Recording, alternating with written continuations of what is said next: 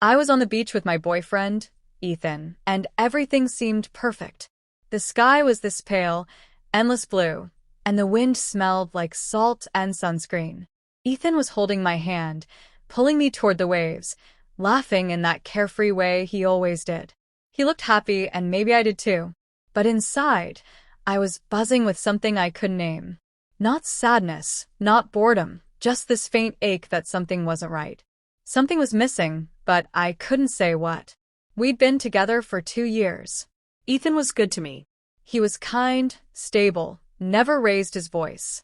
He remembered birthdays, held open doors, texted good morning without fail. We had history, holidays, traditions, inside jokes, a shared Spotify playlist. On paper, we were solid. Everyone said we were goals. My friends envied how reliable he was, how mature our relationship felt. But lately, the predictability had started to weigh on me. It was like eating the same meal every day, not bad, just flavorless.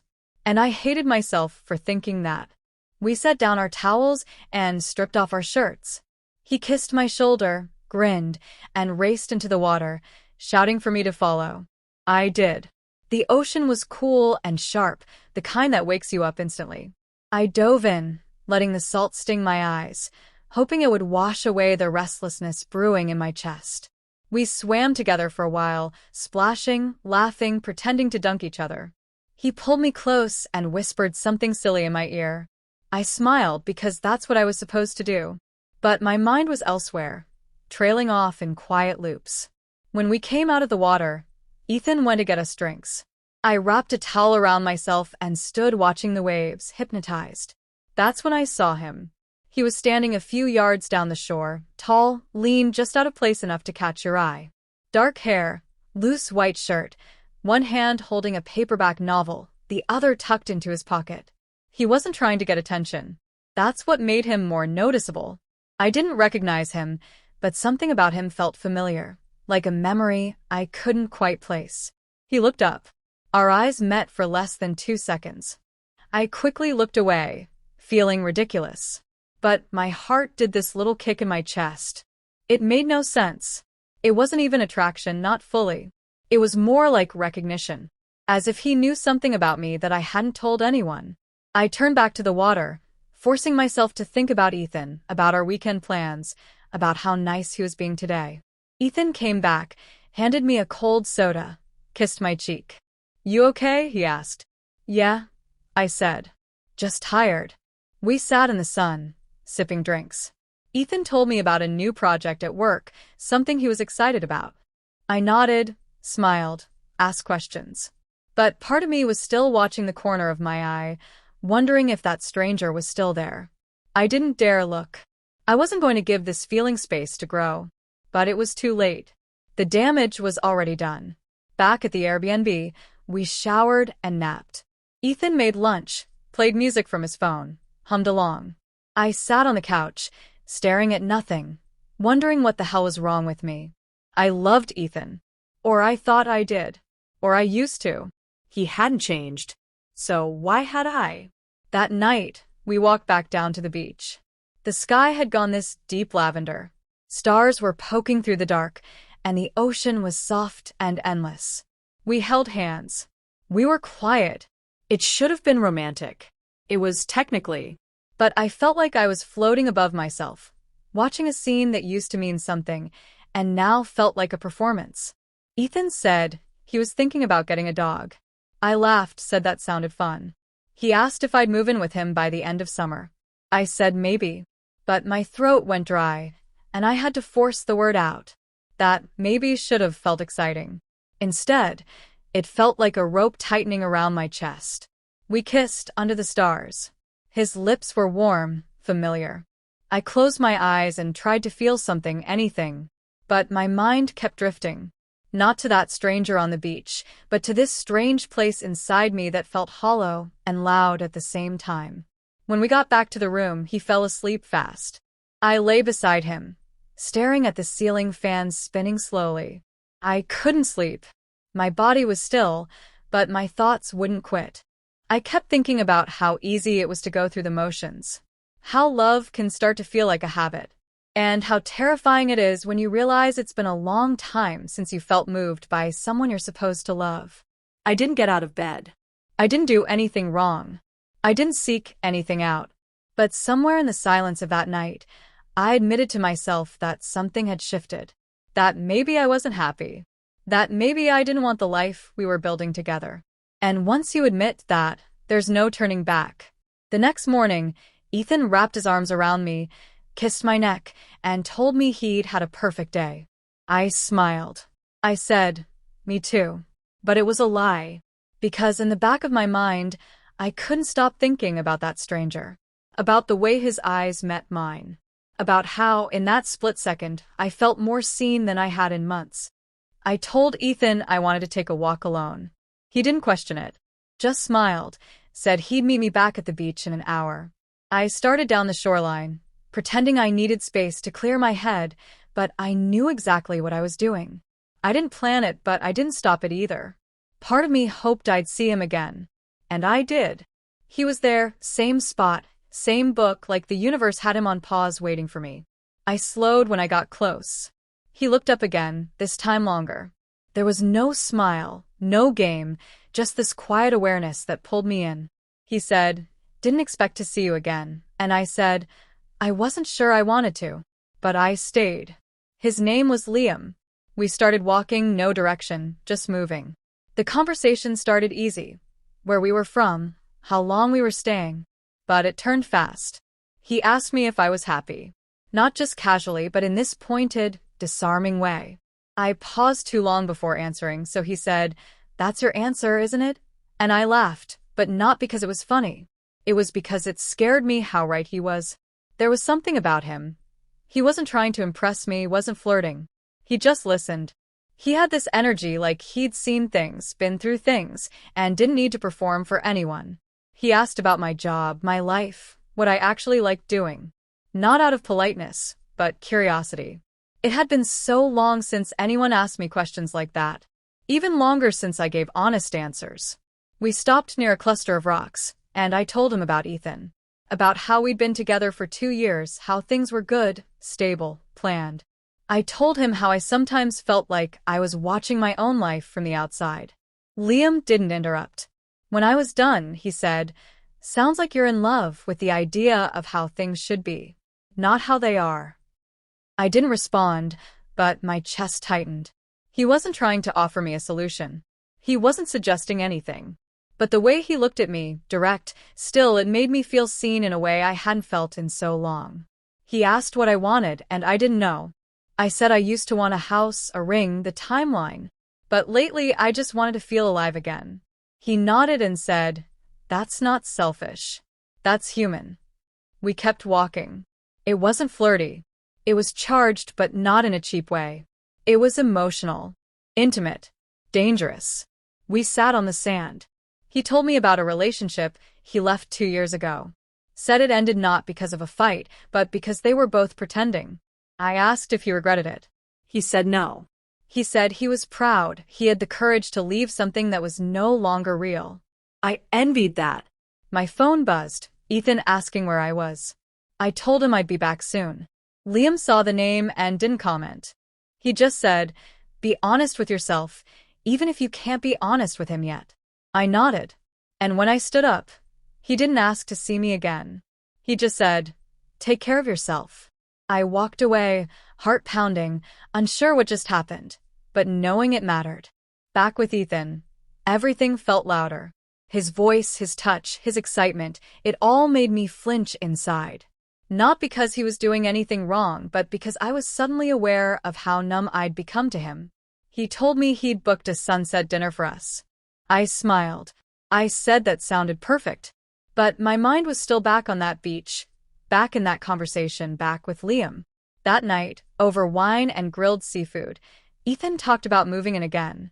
About how he was ready, how we made sense. I said all the right things. I nodded, I smiled, I kissed him. But inside, something cracked. Because I realized I couldn't unfeel what I felt earlier. And I didn't want to. Later, alone in the bathroom, I stared at myself in the mirror. Same face, same makeup, but my eyes looked different. Awake. Raw. And I hated that I needed someone else to wake that up in me. But maybe it had been sleeping for too long. I didn't see Liam again that night. I didn't look for him. But I couldn't shake the feeling that I would. That it wasn't over. That something had begun quietly, without my permission. The next morning, Ethan was making breakfast when I said I'd go grab coffee. I walked straight back to the rocks, half expecting he wouldn't be there. But he was. This time he smiled when he saw me. A small, knowing smile that said everything. We didn't say much at first. Just sat together. Then he said, "You're back." I said, "I couldn't stop thinking about yesterday." He nodded like he'd been expecting that. He reached for my hand. I let him. It wasn't romantic. It was grounding. His thumb brushed over my fingers, and it was such a small touch, but it sent a current through me I hadn't felt in years. I didn't pull away. I told him I didn't know what I was doing, that I wasn't the kind of person who cheated, that I'd never done anything like this. He looked at me and said, "You haven't done anything yet." And it was true, but it felt like I had. Like I'd already crossed a line I couldn't uncross. We talked more. He told me he was leaving in 3 days, that he hadn't planned on meeting anyone, that he didn't want to complicate my life, but that he also wasn't going to lie about what this felt like. I didn't either. It wasn't love, not yet, but it was a spark. A door. A question I hadn't dared ask myself until now. Before I left, he kissed my hand. Just once. Slow. Not possessive, not seductive. Just real. I didn't say anything. I just walked away, heartbeat loud in my ears. Back at the Airbnb, Ethan asked where I'd been. I lied. Said I got lost in a bookstore. He smiled, made some joke, pulled me close. I let him, but my body was stiff. My mind elsewhere. My heart was split. I told myself it was just a moment.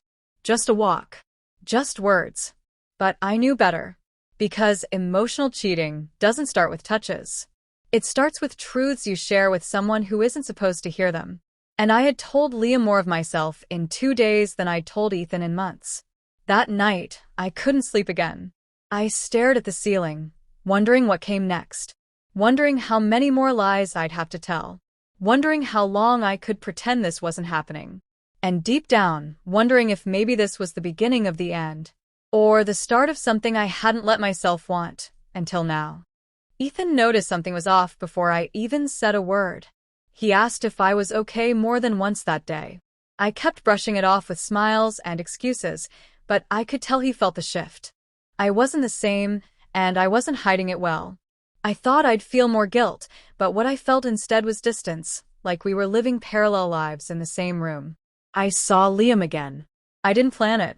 I walked the same way I always did, and there he was, sitting with that same calm expression like he'd been waiting without waiting. This time we didn't make small talk. I told him I couldn't stop thinking about him. I told him I didn't know what that meant, but it was the truth. He didn't look surprised. He just said, "I know." We talked for over an hour. Everything came out in a rush. I told him how I felt like I was losing pieces of myself in my relationship. How I couldn't remember the last time someone really looked at me. How I used to dream differently. He listened, never judging. He didn't try to fix anything. That was the part that made it harder to walk away from him. He didn't make promises, didn't play games. He just saw me. And that alone was more dangerous than anything physical. But it didn't stop at talking. I told him I needed clarity. That I didn't know where the line was anymore. That I felt like I was already betraying Ethan just by being here. Liam looked at me for a long time before saying, "So, be honest. What do you want from me?" I couldn't answer. I didn't have the words. But when he leaned in and kissed me, I didn't stop him. I kissed him back. It wasn't rushed or wild. It was slow, intentional. Every second felt like a decision I was making with full awareness. And when it ended, I didn't run. I didn't apologize. I just whispered, "I shouldn't have done that." And he said, "But you did." I walked back to Ethan with lips that still remembered another man. He asked if I'd gone for coffee again. I nodded. The lies were easier now. That scared me. We ate lunch, played cards, took photos. I smiled in every picture, but I couldn't look at any of them later. I couldn't stand the way my own face looked. Too bright, too false. Over the next 2 days, I kept seeing Liam. Every time, I told myself it would be the last. And every time I went back. Sometimes we just talked. Sometimes we didn't. The connection deepened fast, too fast. It was reckless. It was raw. But it felt like something I had no control over. Like my heart had already decided before I even understood what I was risking. One night, it went further. I could lie to myself and say it wasn't planned. But it doesn't matter. I was there. I said yes. I let it happen. I wanted it to happen. And in that moment, I forgot everything else. Ethan, the life we built, the guilt. I buried it all under the rush of being wanted, of being held like I mattered beyond routine. Liam wasn't a fantasy anymore. He was real. And so was what we did. After, I sat on the edge of the bed, quiet, numb. Liam didn't try to hold me. He knew better. He just said, "You don't have to say anything." I didn't. I left without another word. Back at the Airbnb, Ethan was asleep. Peaceful. Trusting. I stood there looking at him, wondering how much of what we had was still real. Wondering if I destroyed it, or if it had already been fading and I just accelerated the ending. I wanted to cry, but I couldn't. I was too full of everything and nothing all at once. The next morning, Ethan said we should extend the trip. Said he hadn't felt this close to me in weeks. I stared at him, stunned, barely nodding. That was the moment I realized how deep this was going. He was feeling more in love, while I was falling further away. And it was my fault. I was splitting myself in two, performing one life while chasing another. Liam texted that day, asking if I was okay. I didn't reply. I couldn't. The lines had blurred too far, and now everything felt tangled. I avoided him, stayed by Ethan's side, tried to act normal. But the guilt started creeping in differently. Not from the act itself, but from how easy it was to separate myself from it. How easily I could return to pretending. I watched Ethan laugh with a family near us on the beach. Watched him carry our stuff, rub sunscreen on my back, hold my hand without hesitation. And I thought he has no idea. None. I could keep this secret forever, and he'd never know. And that terrified me. Because that meant I was capable of becoming someone I didn't recognize. I spent that evening in silence. Ethan noticed. He asked if something was wrong. I said no. He kissed me. I kissed back. But my body tensed. He didn't notice. That night, I dreamed of Liam. Not the kiss. Not the sex. But his voice. His stillness. His eyes. I woke up shaken, ashamed. Ethan was still sleeping. I slipped out of bed, sat on the floor, and tried to breathe through the weight sitting on my chest. I had made a choice. And now I had to live with it. The following morning, Liam sent one last message. No pressure. But I meant everything. I stared at it for a long time. I didn't respond. I deleted it. But the words stayed. Ethan planned a sunrise walk. I followed. I held his hand. We talked about nothing and everything. I tried to push Liam out of my head, but I couldn't, because it wasn't just him. It was what he represented. The part of me that still wanted something deeper, something raw, something true. And I couldn't unfeel that. By the time we packed to leave, Ethan was already planning our next trip. I smiled. I kissed him. I said I couldn't wait. But inside, I knew I'd never be the same. I had crossed the line. Not just physically, but emotionally, completely. And even if no one else ever knew, I did. And that changed everything. The plane ride home was silent. Ethan slept most of the time. I stared out the window, running over every moment in my mind, replaying conversations, touches, words I shouldn't have said, and moments I couldn't take back. I kept thinking about how normal everything looked from the outside, how easy it was to mask betrayal with routine. No one could see what I had done, but I could feel it in every part of me. Back home, things settled into place quickly. Work resumed, schedules aligned, Friends asked about the trip, and we both smiled in all the right places. Ethan kept telling people it was just what we needed. I said the same. I became good at sounding like I believed it. But every time he touched me, something in me flinched. Not out of disgust, not because of him, because of the lie I was carrying and how heavy it was becoming. I told myself it was over. I told myself I made a mistake, that it ended the second we left that beach. I deleted everything, messages, photos, anything that tied me to Liam. But nothing erased the feeling. It lingered. It grew in quiet ways, in the pauses between conversations, in the space between our bodies at night. One day, Ethan came home early and found me sitting alone in the kitchen, not doing anything, just sitting. He asked if I was okay. I nodded. He came closer, said he could feel something was different. He didn't push. He said maybe it was just the adjustment from vacation. I wanted to scream that it was so much more than that. But I didn't. I smiled, said he was probably right. He kissed my forehead and went to shower. I started avoiding intimacy. Not obviously, just enough. Tired, distracted, headaches, work stress. He never accused, just assumed. He thought I was pulling away because of something fixable. I let him believe that. It was easier than telling him the truth, that the version of me he loved was already gone. A few weeks later, I found a letter Liam had written before we left. I didn't know he left it until I opened an old pocket in my travel bag. It was short, just a few sentences. He said he wasn't asking me to leave or change my life. He just wanted me to remember how it felt to be seen, to feel something real, even for a moment. He said I deserved more than autopilot. I folded it back up and burned it that night.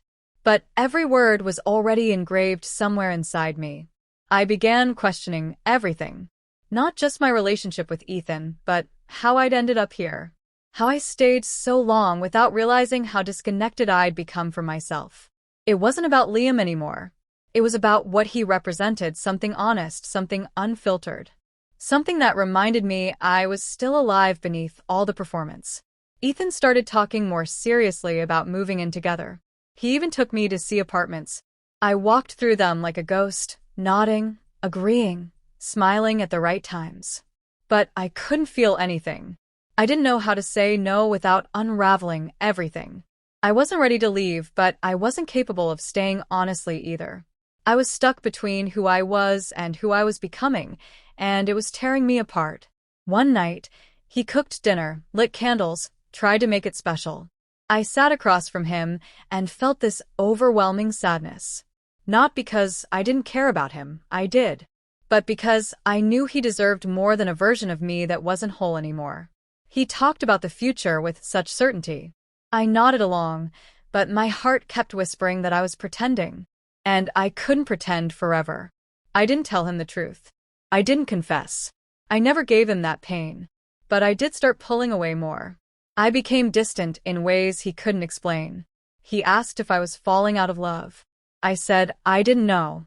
That was the first real thing I said in weeks. And it broke something in him. We started fighting, not loudly but often. About little things. Dishes, plans, my mood. But we both knew those weren't the real problems. He asked if there was someone else. I looked him in the eye and said no.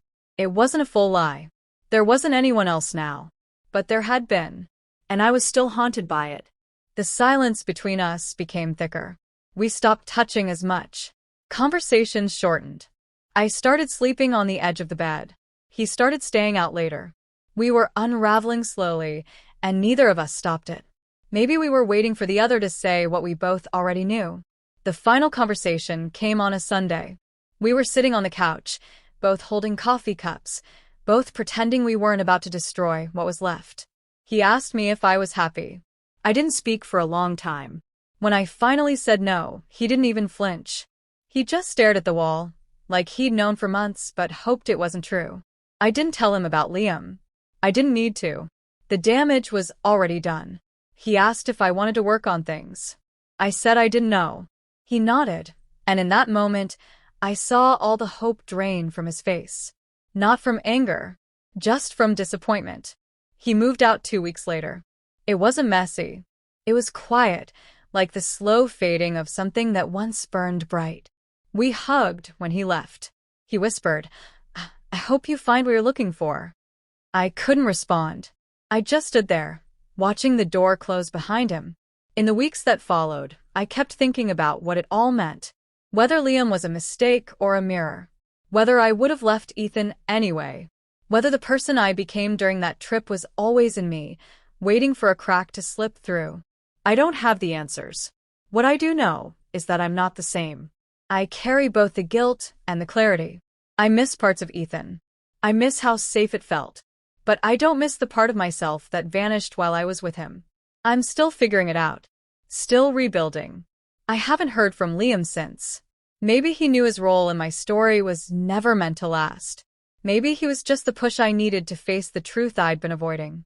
Either way, I'll never forget what he gave me.